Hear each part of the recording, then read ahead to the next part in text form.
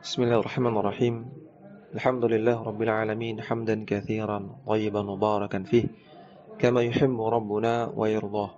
Shalatu wassalam ala nabiyyina Muhammadin wa ala alihi wa sahbihi ajma'in. Amma ba'd. Kembali kita lanjutkan membaca kitab Ta'liqat ala Syarh Sunnah lil Imam Al-Muzanni rahimahullahu taala. Berkata syarih yaitu Syekh Abdul Razzaq Al-Abbad hafizahullahu taala, qauluhu wa waffaqna wa iyyakum li muwafaqati al-huda. Muradul musannifi rahimahullahu bil huda as-sunnatu. Perkataan Al-Imam Al-Muzanni, beliau mengatakan, semoga Allah Subhanahu wa taala memberikan kita taufik agar dapat mengikuti al-huda, mengikuti petunjuk. Yang dimaksud oleh musannif dengan petunjuk di sini maksudnya adalah sunnah. Jadi kalau kita terjemahkan, semoga Allah Subhanahu wa taala memberikan taufik kepada kita semua agar mengikuti sunnah, seperti itu. Fa innaha khairul huda alladzi umirna biiqtifaihi wa ittiba'ihi fi aqwalina wa af'alina. Karena sunnah Nabi adalah sebaik-baik petunjuk yang diperintahkan kepada kita untuk diteladani, untuk diikuti dalam perkataan-perkataan kita dan juga dalam perbuatan-perbuatan kita. Wa kana Rasulullah sallallahu alaihi wasallam yubayyinu dzalika fi kulli jum'atin idza khataba an-nasa.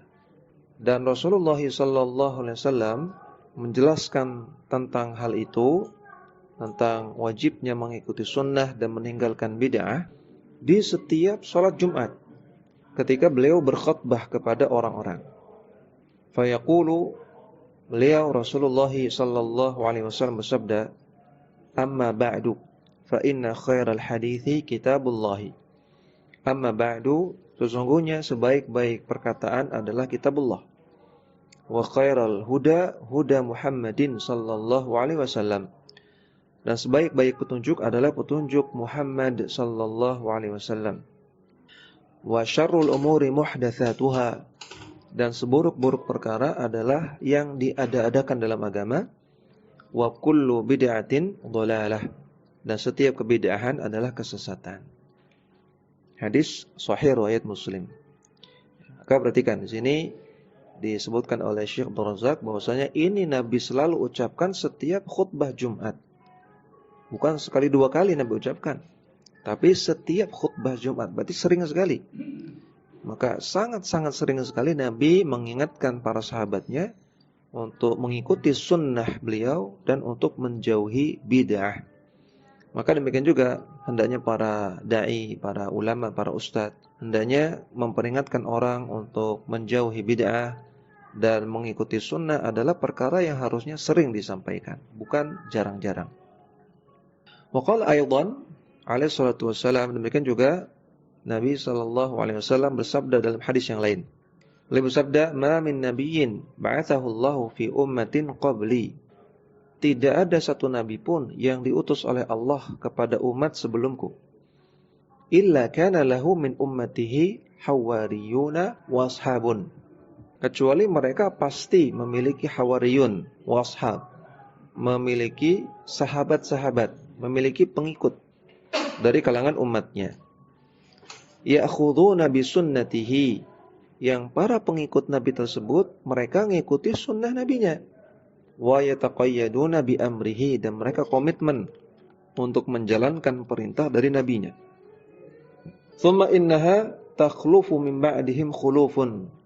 Kemudian setelah itu berganti beberapa generasi, yaquluna ma la yaf'alun wa yaf'aluna ma la yu'marun. Yang generasi-generasi belakangan ini mereka mengucapkan akidah-akidah dan pernyataan-pernyataan yang tidak pernah diucapkan oleh nabi mereka. Tidak pernah diajarkan, tidak pernah diperintahkan, tidak pernah diucapkan oleh para nabi mereka, tapi mereka yakini, ya mereka jadikan bagian dari agama. Dan mereka melakukan perbuatan-perbuatan ibadah yang tidak pernah diperintahkan oleh nabi mereka. Hadis sahih riwayat Muslim juga. Maka di sini Nabi katakan bahwasanya setiap nabi pasti punya sahabat, pasti punya pengikut. Siapa pengikutnya itu? yaitu orang-orang yang mengikuti tuntunan nabinya, ya, yang menjalankan perintah nabinya, yang meneladani nabinya. Dan selain itu ada orang-orang yang melakukan kebidahan, yang memunculkan akidah-akidah yang baru, memunculkan ibadah-ibadah yang baru. Wa inna ma yahsulul ittiba'u li hadyi nabiyyina al-karim sallallahu alaihi wasallam wa sunnatihi bimuwafaqatihi fil i'tiqadi wa fil amali ma'an. Dan cara agar kita termasuk orang yang ittiba, orang yang mengikuti petunjuk nabi kita yang mulia, dan agar kita termasuk orang yang mengikuti sunnah beliau, sunnah Rasulullah sallallahu alaihi wasallam. Bagaimana caranya? Caranya adalah dengan mencocoki beliau, mengikuti beliau dalam akidah beliau dan dalam amalan, ma'an, secara sekaligus. Artinya tidak hanya akidah dan juga tidak hanya amalan, tapi dua-duanya. Faman kana 'ala sunnati fi babil amali walakinnahu mukhalifun lis-sunnati fil aqidati. Adapun orang yang mengikuti sunnah Nabi, mencontoh Nabi dalam amalan, tapi menyelisihi beliau dalam akidah, lam yakun muttabi'an li sunnatin Nabi sallallahu alaihi wasallam haqqal ittiba'i. Maka orang seperti ini tidak dikatakan mengikuti sunnah Nabi sallallahu alaihi wasallam dengan sebenar-benarnya. Walam yakun muwafiqan li hadihi tamamal muwafaqati. Dan tidak dikatakan sebagai orang yang mengikuti petunjuk beliau dengan sempurna. Hatta yantahi sunnata fil i'tiqadi wal amali. Sampai dia benar-benar menjalankan sunnah Nabi dalam akidah dan juga dalam amalan. Kama qala Allah Ta'ala, sebagaimana Allah Ta'ala berfirman, Ya ayyuhalladzina amanu la tuqaddimu baina yadayillahi wa rasulih. Wahai orang-orang yang beriman, jangan kalian mendahului Allah dan Rasulnya. Surat Al-Hujurat ayat yang pertama. Maka yang perlu ditekankan di sini adalah jangan sampai fokus kepada amalan saja dalam mengikuti Nabi sallallahu alaihi wasallam. Bahkan yang lebih penting dari itu adalah kita mengikuti Nabi sallallahu alaihi wasallam dalam akidah. Banyak orang di zaman sekarang yang lupa akan hal ini, ya. Mereka hanya bersemangat untuk mengikuti Rasulullah dalam perkara lahiriah, dalam amalan saja. Apakah Nabi sallallahu alaihi wasallam tidak mengajarkan akidah? Apakah Nabi tidak punya akidah? Tentu punya, tentu Nabi ajarkan. Maka justru itu yang lebih penting untuk kita contoh dari beliau. Dan itulah inti dari akidah Ahlussunnah, akidah salafus saleh. Yaitu kita berakidah sebagaimana akidah yang diyakini oleh Nabi sallallahu alaihi wasallam dan para sahabatnya. Qala Ibnul Qayyim rahimahullahu fi bayani ma'na al-ayatil muqaddimati. Al-Imam Ibnul Qayyim rahimahullah ketika menjelaskan ayat yang disebutkan barusan, yaitu surat Al-Hujurat ayat pertama, beliau mengatakan, fa ayyu taqaddumin ablaghu min taqdimi aqlihi ala ma ja'a bihi. Maka kelancangan yang mana yang lebih parah dibandingkan kalau orang mendahulukan akalnya daripada apa yang datang dari Allah dan Rasulnya. Ketika seseorang lebih mendahulukan akalnya, lebih mendahulukan logikanya daripada dalil, maka kelancangan apa yang lebih parah daripada ini? Ini sudah paling parah. Qala ghairu wahidin minas salafi fi bayani ma'na al-ayati. Dan lebih dari satu orang ulama salaf ketika menjelaskan makna ayat di atas, mereka mengatakan, la taqulu hatta yaqula wa la taf'alu hatta ya'mura. Jangan kalian mengatakan suatu masalah dalam hal agama, dalam masalah agama, kecuali Nabi katakan. Dan jangan kalian melakukan suatu ibadah dalam masalah agama kecuali Nabi perintahkan. Ini makna dari ayat surat Al-Hujurat ayat pertama tadi. Maka orang yang memiliki akidah yang Nabi tidak pernah ajarkan atau melakukan ibadah yang Nabi tidak pernah ajarkan, sama saja dia mendahului Allah dan Rasulnya. Wa ma'lumun qat'an anna man qaddama aqlahu aw aqla ghairihi ala ma ja'a bihi. Dan sudah menjadi suatu perkara yang kita ketahui bersama secara pasti, bahwasanya orang yang mengedepankan akalnya atau mengedepankan akal orang lain daripada dalil, fahuwa a'san nasi li hadzal nabi sallallahu alaihi wasallam. Maka dia adalah orang yang paling besar maksiatnya kepada nabi kita, Nabi sallallahu alaihi wasallam. Wa shadduhum taqadduman baina yadayhi, dan orang yang paling parah kelancangannya kepada Nabi sallallahu alaihi wasallam. Sampai sini perkataan Al-Imam Al-Qayyim dalam kitab As-Sawa'iqul Mursalah. Kemudian qauluhu amma ba'du. Hadhihi kalimatun yu'ta biha 'inda syuru'i fil maqsudi wad dukhuli fihi. Perkataan amma ba'du ini adalah kata yang biasanya diucapkan ketika memulai sesuatu yang akan diucapkan dan ketika dukhul, ketika memulai. Dan ini termasuk sunnah Nabi sebagaimana kita lihat tadi di hadis riwayat Muslim, ya, Nabi mengatakan amma ba'du. Ya, jadi mengucapkan amma ba'du ketika memulai khutbah, ya, ketika memulai ceramah, ketika memulai majlis. Ini termasuk sunnah Nabi sallallahu alaihi wasallam dalam bermajlis. Kemudian kita kembali ke matan. Al-Imam Al-Muzani mengatakan, "Fa innaka sa'altani an uwaddiha laka minas sunnati amran tusabbiru nafsaka ala tamassuki bihi." Sesungguhnya Anda wahai pembaca, Anda wahai murid-muridku, kata Al-Muzanni, Anda telah meminta kepadaku untuk menjelaskan kepada Anda tentang perkara as-sunnah dengan penjelasan yang bisa membantu Anda untuk bisa sabar dalam berkomitmen berpegang kepada sunnah. Wa tadra'u bihi anka syubhal aqawili, dan dengan penjelasan yang bisa menghilangkan syubhat-syubhat yang diucapkan oleh manusia. Kita lihat penjelasan dari Syekh Abdul Razak. Beliau mengatakan, qauluhu fa innaka sa'altani an uwaddiha laka minas sunnati ay minal aqidati. Perkataan Al-Muzanni, sesungguhnya engkau telah meminta kepadaku untuk menjelaskan kepada engkau tentang as-sunnah. Maka ini maksudnya adalah murid-murid beliau. Ya, murid-murid beliau meminta gurunya yaitu Al-Muzanni untuk memberikan nasihat, ya, untuk memberikan penjelasan yang bisa membuat mereka murid-muridnya istiqomah di atas sunnah. Ya, maka ini diantara adab murid kepada guru, yaitu meminta nasihat, ya, meminta agar dikuatkan, agar bisa istiqomah, meminta penjelasan, terutama dalam masalah akidah. Ini diantara yang dilakukan oleh para ulama terdahulu kepada guru-gurunya. Ya, banyak kita dapati kitab-kitab para ulama ditulis itu atas dasar pertanyaan atau permintaan dari muridnya. Kemudian kata Syekh Abdul Razak, sunnah di sini ay minal aqidah. Sunnah artinya akidah. Jadi kita membahas kitab Syarhus Sunnah. Syarhun artinya penjelasan. Sunnah di sini artinya akidah. Jadi kitab Syarhus Sunnah artinya penjelasan tentang akidah. Maksudnya akidah al-sunnah, ya.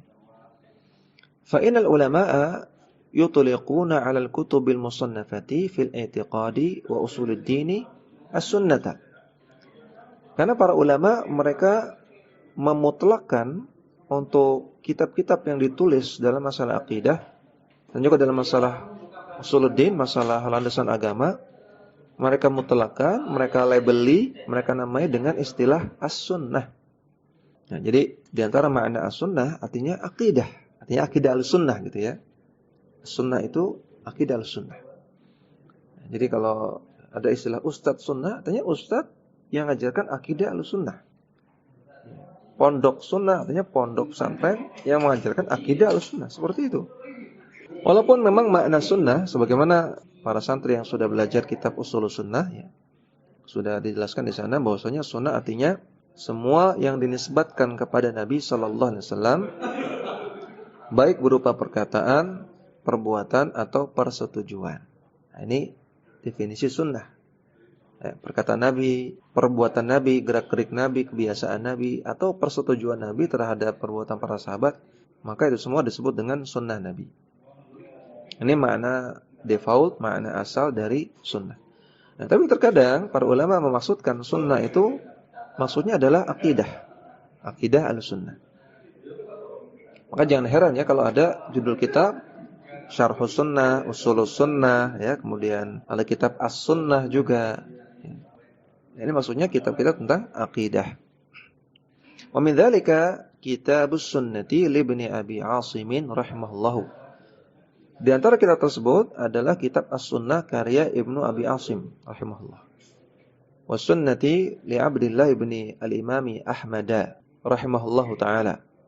Dan juga kitab As-Sunnah karya Abdullah bin Imam Ahmad. Abdullah anaknya Imam Ahmad bin Hanbal. Wa Syarhis Sunnati li Barbahari rahimahullah ta'ala. Dan juga kitab Syarhus Sunnah karya Al-Barbahari rahimahullah. Ingat ya, kitab Syarhus Sunnah tidak hanya ditulis oleh Al-Muzanni.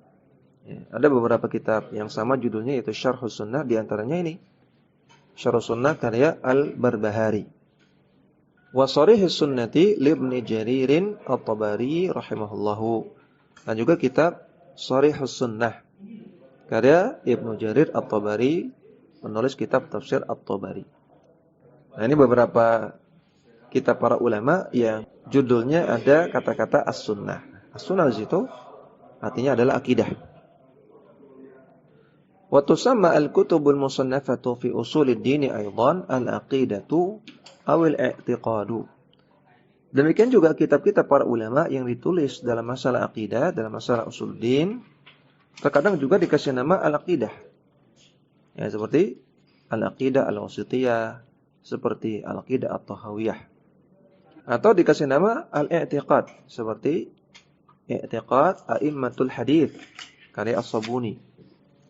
Wa hiya ma'khudhatun minal aqdi. Dan kata-kata aqidah atau i'tiqad itu akar katanya diambil dari kata-kata al-aqdu, yang artinya ikatan. Kenapa kok dinamakan demikian? Li'anal muslima yu'aqidu 'alaiha qalbahu min duni syakkin aw irtiyabin. Karena seorang muslim dia mengikat hatinya dengan akidah yang benar, tanpa keraguan dan tanpa keraguan. Karena akidah itu sesuatu yang terikat dalam hati, nempel dalam hati, menjadi sebuah keyakinan, tanpa keraguan, tanpa kebimbangan. Wa mimma yadullu 'ala hadhihi tasmiyati qaulun Nabi sallallahu alaihi wasallam. Di antara yang menunjukkan benarnya penamaan ini adalah sabda Nabi sallallahu alaihi wasallam. La ya'taqidu qalbu muslimin 'ala thalathi khisalin illa dakhalal jannata. Tidaklah hati seorang muslim terikat pada 3 sifat, terikat pada 3 perkara, kecuali dia pasti akan masuk surga. Hadis riwayat Ad-Darimi dalam sunannya, dan hadisnya sahih. Nah, di sini Nabi katakan la ya'taqidu qalbu muslimin. Ada kata-kata ya'taqid dan ada kata-kata qalbun. Maka ini menunjukkan bahwasanya i'tiqad itu adalah sesuatu yang terikat di dalam hati. Waqad sannafa jama'atun min ahli ilmi musannafatin fil i'tiqadi urifat bi aqidati fulanin.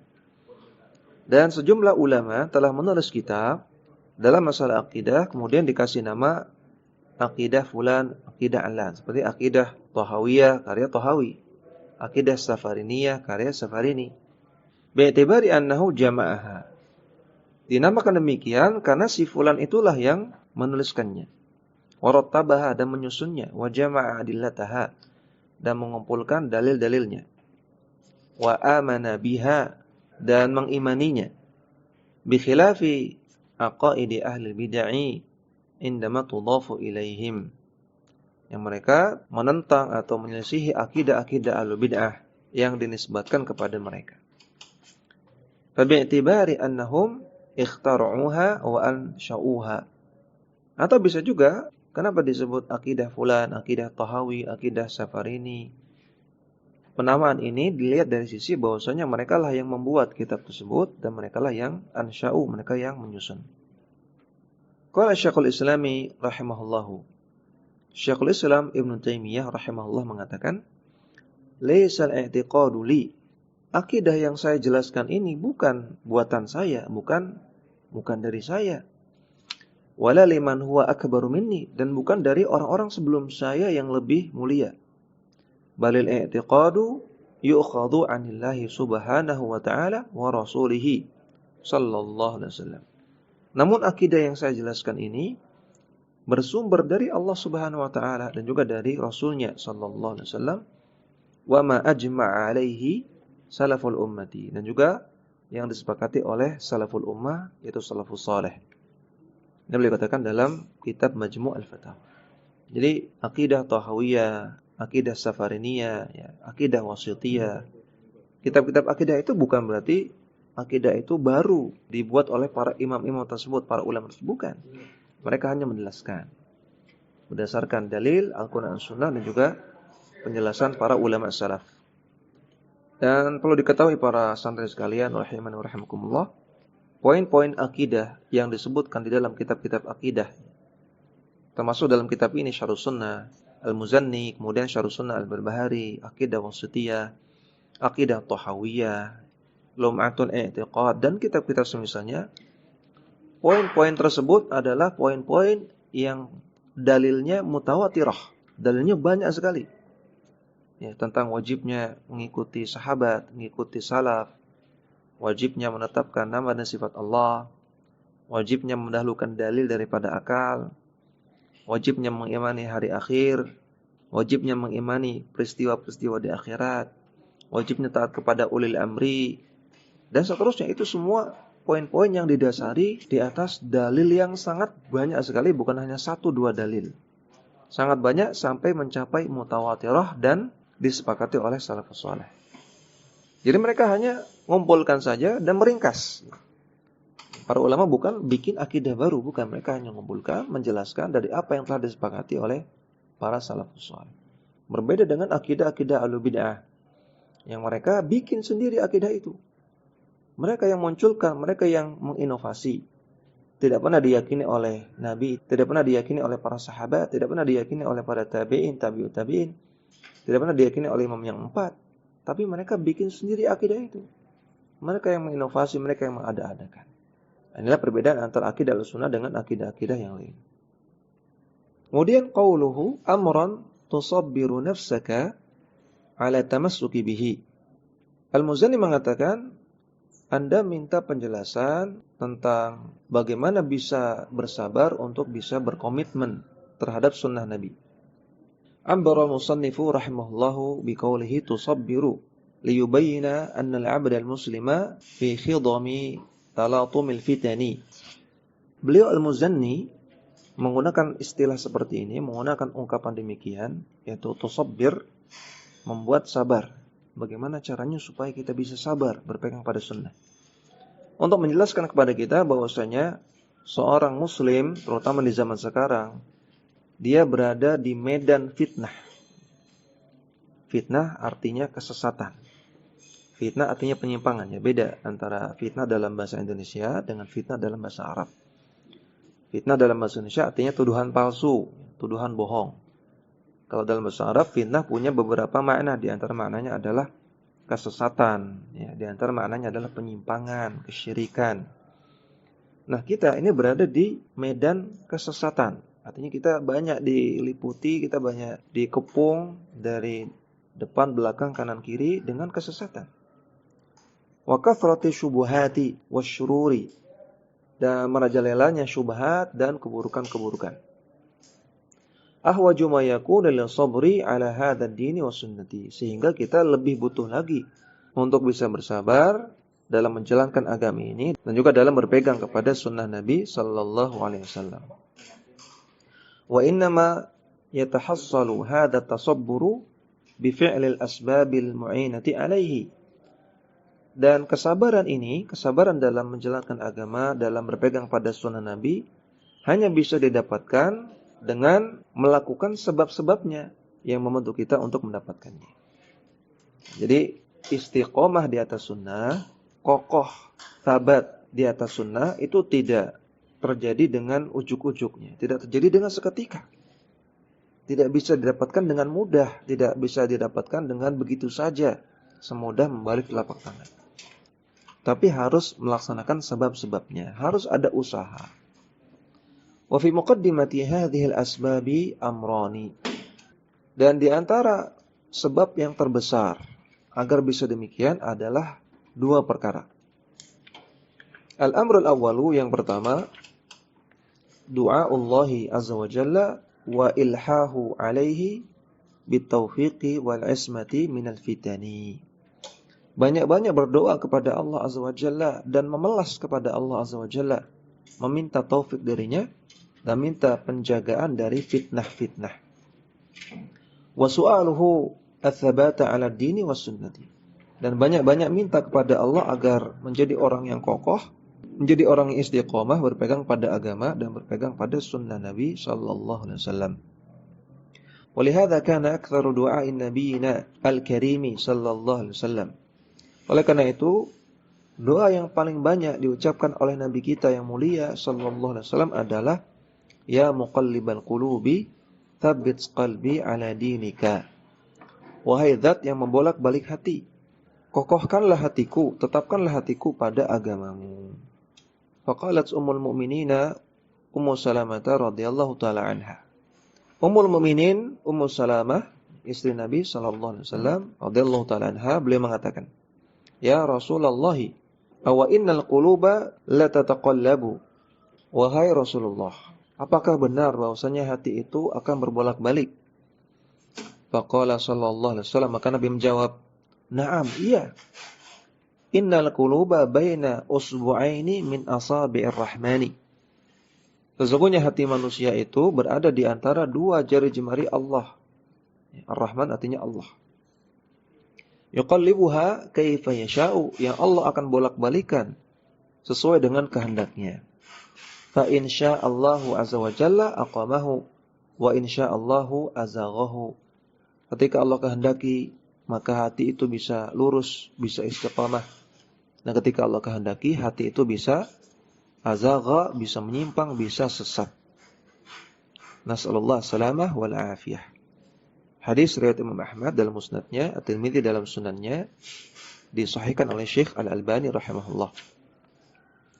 Ini sebab yang pertama, banyak-banyak berdoa kepada Allah minta taufik. Wal amru tsani, sebab yang kedua, dirasatu kutubil i'tiqad allati allafaha ulama ahli sunnati. Banyak-banyak belajar kitab-kitab akidah yang telah ditulis oleh ulama ahlu sunnah. Dan ini yang sedang kita lakukan. Ya, kita belajar kitab akidah, yaitu kitab Syarhus Sunnah karya Al-Muzanni. Al-mubayyinati ala nususil wahyaini. Yang mana kitab-kitab tersebut menjelaskan tentang makna ayat-ayat Al-Quran dan hadis Nabi sallallahu alaihi wasallam. Wa ma ajma alaihi khairul quruni minas sahabati wa man ba'dahum. Dan juga menjelaskan apa yang telah disepakati oleh generasi terbaik umat Islam, yaitu dari kalangan para sahabat dan orang-orang setelahnya, yaitu para tabi'in dan tabi'ut tabi'in. Fa inna dirasata hadhihi al-kutubi an-nafi'ati ala ahli al-ilmi wa hifdhaha thumma su'ala ahli al-ilmi amman yushkilu min a'zami al-asbabi al-mu'inati ala at-tasabburi ala sunnati. Karena dengan mempelajari kitab-kitab yang bermanfaat tersebut di depan para ulama, belajarnya ala ahli ilmi, kepada para ulama, ya bukan otodidak, ya bukan dari YouTube, bukan dari internet, belajarnya di depan para ulama. Kemudian menghafalkannya, kemudian bertanya kepada para ulama al-sunnah tentang perkara-perkara yang masih dibingungkan. Ini adalah sebab yang paling besar yang membantu kita untuk bersabar berpegang pada sunnah Nabi sallallahu alaihi wasallam.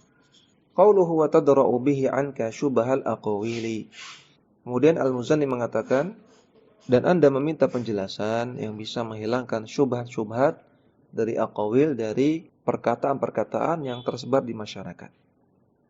Fasyubahu al-mudillatu in sadafat qalban khaliyan min al-i'tiqadi wal iman as-sahihi. Maka syubhat yang menyesatkan itu kalau sudah masuk ke dalam hati yang kosong dari akidah dan iman yang benar. Kalau hati seseorang kosong, tidak belajar akidah yang benar, tidak meyakini akidah yang benar, kemudian kemasukan syubhat, maka apa yang terjadi? Tamakkanat bihi. Syubhatnya akan nempel dalam hati. Beda kalau orang yang sudah belajar akidah yang benar dan dia yakini dan dia amalkan, ketika syubhat datang akan mental. Tidak akan nempel, tidak akan bercokol dalam hati. Langsung pergi syubhatnya, langsung mental. Tapi kalau kosong dari akidah yang benar, nggak pernah belajar akidah, ya nggak pernah belajar tauhid, maka syubhat ketika masuk akan bercokol dalam hati. Wa atharat fihi ta'athuran balighan, dan akan memberikan pengaruh yang sangat signifikan kepada seseorang. Fal 'abdu bihajatin massatin li ayyamla'a qalbahu bil imanis sahihi wal i'tiqadis salim. Maka setiap hamba, setiap kita ini sangat-sangat butuh sekali untuk memenuhi hatinya dengan iman yang benar dan akidah yang selamat, akidah yang benar. Bidalailihi min kitabillahi wa sunnati nabihi sallallahu alaihi wasallam.